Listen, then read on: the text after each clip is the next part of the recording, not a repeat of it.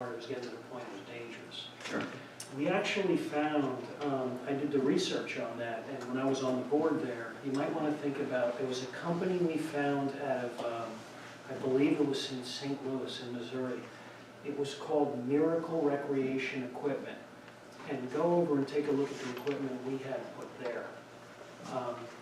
Now, we were very fortunate, we were blessed in that time, because when I contacted the company, we actually were able to buy a set of equipment at a hugely discounted cost, because it was just before the financial crisis. It was commercial grade equipment that was actually going to a playground in a municipality, and it had been packed, ready to ship and go, and it had been sitting in their parking lot for months. Yeah. So the offer we made on that equipment, they accepted it, and that's the equipment we had over there. But that might be another option for you. And that's all the new powder-coated steel, all the plastic. And you might, the nice thing about it is we put that in 2011, is what I have in my notes, Tony. Right? So you can go and take a look at it. I'm shocked at how well even the colors have held up, because there's very little shade back there. So that's something else for you and the team to think about. Well, there's one other thing with the team. No change? Sir? No change? Are you still with the, or is there any change with your? You need to discuss the parking and rec board first. I think that's the next step, yeah. All right. All right. We'll see if we can get on their docket. Okay. I'll get you that information if you're interested, let me know. Please. Okay. Thank you very much.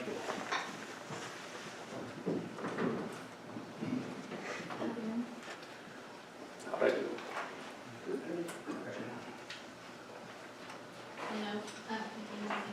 No. The next item I have on the agenda is the pool working group.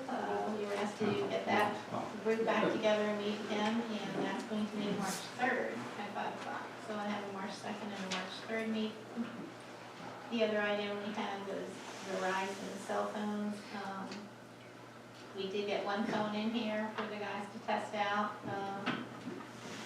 And it's a push-to-talk phone, and they're checking to see what the radius is like, to see if they have good coverage, and they have not reported back yet on that, so I'll let you know how that turns out. I also have on my agenda to talk about the Lancaster County Association of Township Supervisors. Their spring meeting is going to be March 31st. And that starts at 5:30 in the evening, and so if any of the board members would like to attend that, please let Lisa know so she can get you signed for that. So, and final thing I have, which was not on your agenda, the traffic impact fee committee met last evening, just to discuss where we are and a lot of things. And the committee decided they have some work to do. We need to really get some kind of developers agreement together that is going to determine when payments need to be made, and just conditions and stipulations addressing a lot of different things that, I won't go into all the tiny details here. We need to get our accounting procedures set up. So they're asking the board, they want to let you know that they would like to give you notice that we're going to meet again on May 11th, but the committee might be coming to the board to ask, requesting authorization to undertake a study of the traffic impact program and fees to evaluate and consider if revisions need to be made. Are the projects listed still ones that are needed? Does the current fee rate charge meet the current cost of the projects listed? Are the current fees collected sufficient enough to do the project as noted in the plan? And are the projected costs in the capital improvement plan accurate? Because they were, that plan was put together years ago. So we're going to talk about more of this on May 11th, but you might come to that conclusion to come to the board to ask to spend money for that study. So, but we won't do this. It was requested. And that's all I have on the agenda. Any questions? questions and further comment? Okay, thank you. Public comment, non-agenda items, please state your name before you say anything. Susie Mackley, Jamestown.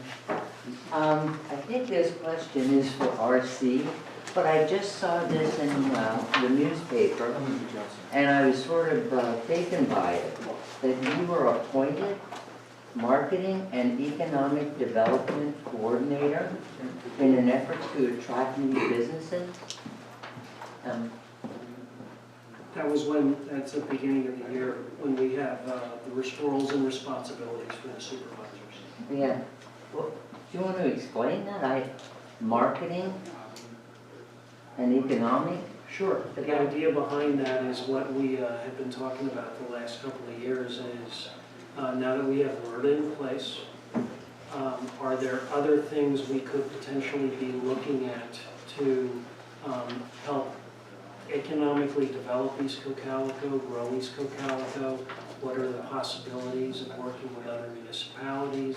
That's basically the intent. It's also some of the things that we had talked about in the past related to, we have the liaison lists for for working with the other municipalities. And we had some ideas out there about the liaison list for actually working with some of the real estate companies in the area so that they fully understand that we have WRDA available within East Cocalico. So you're saying you're going to market, you want to market us, say Rothen, like you said, Rothen for business. I think we're already doing that. I think we're doing that pretty well. The idea is just to understand, is there more that we need to do? It's just to understand, is there more? I think we're doing it very well with our Community First slogan. We did it by redoing our website. Well, okay, it just sounds like you're not satisfied, like you want more and more businesses brought in. That's not the intent.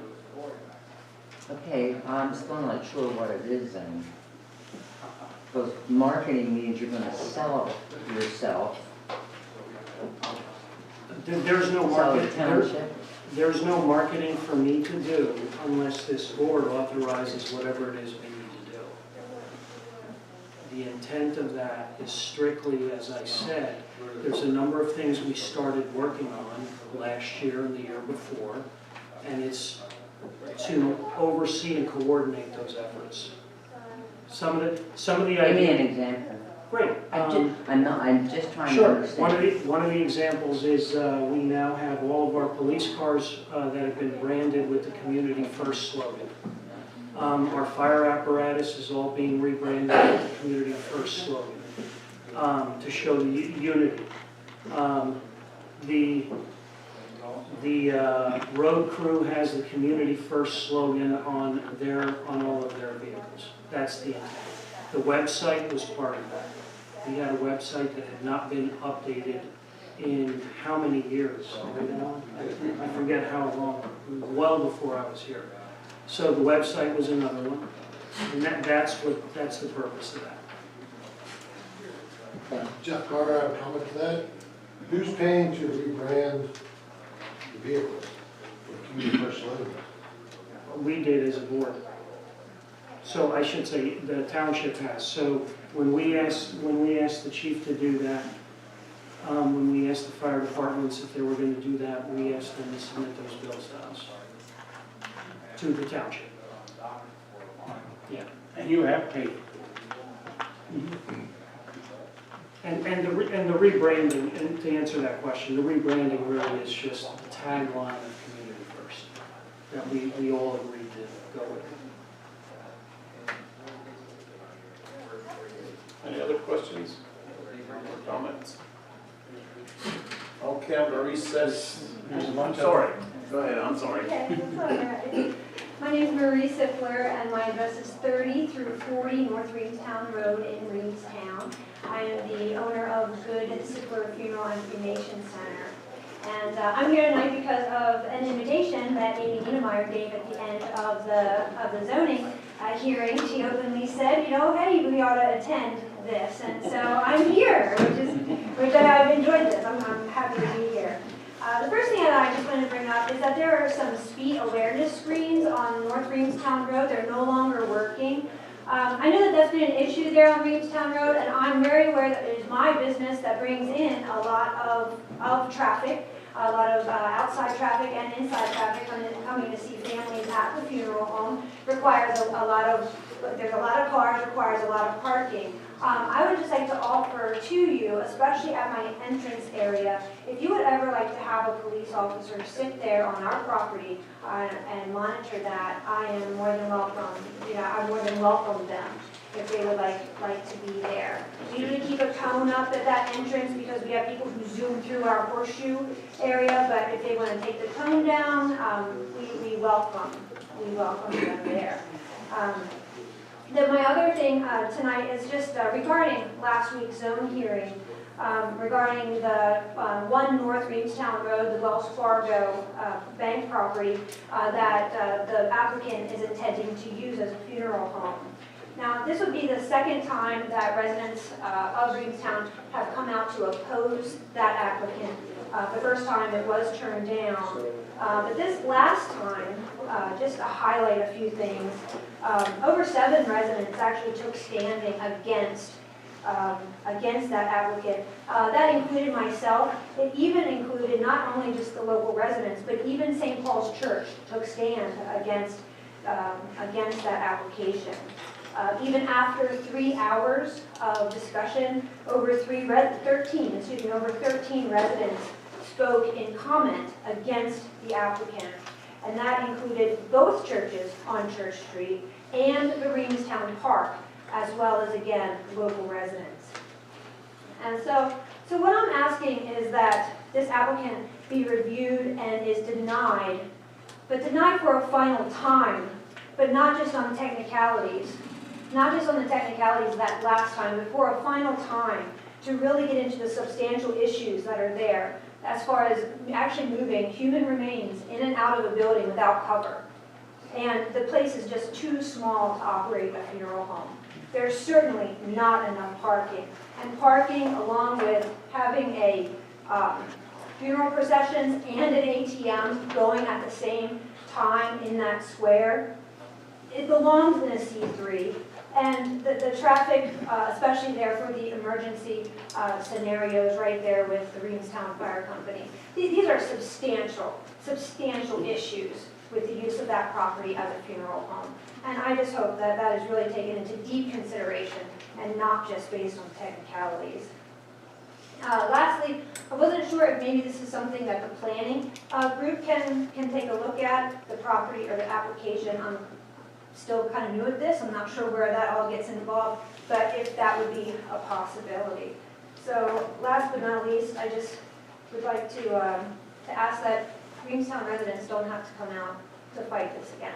Thank you. If I may, for the board's information, we certainly appreciate Ms. Sipler being here, but the zoning hearing board and the board of supervisors are 2 totally separate items, okay? That's a court of law. The board of supervisors really have no jurisdiction over that proceeding, okay? And as far as anybody trying to stop these folks from trying to do what they want to do, I mean, there's no law that says they can't come again if they get denied again.